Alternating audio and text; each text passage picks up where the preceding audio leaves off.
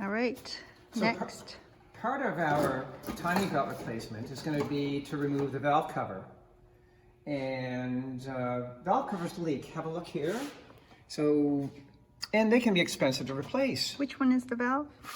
So this is the cylinder head there. The parting line is right there. So this is like a jar.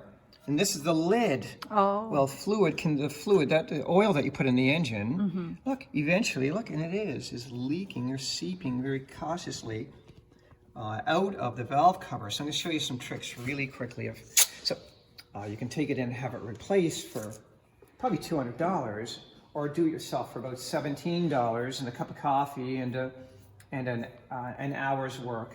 So here we go.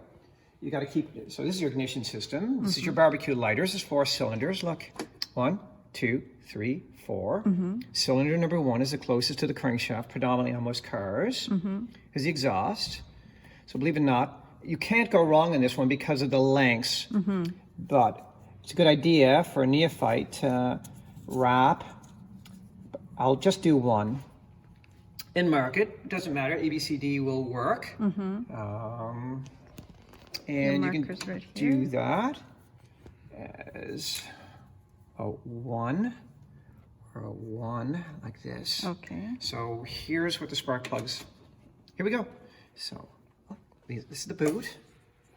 So there it is, it's a probe that extends down inside. So there's one.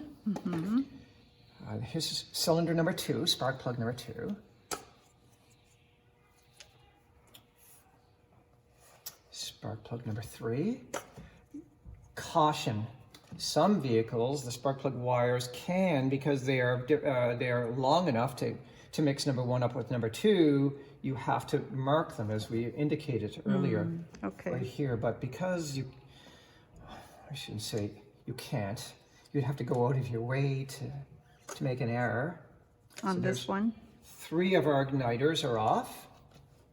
It gives us the opportunity to clean those wires with some sort of non-conductive material. You don't want dust, so there's dirt on them. I'll clean them because there's iron and the like, and conductive materials that could cause the car to have a miss.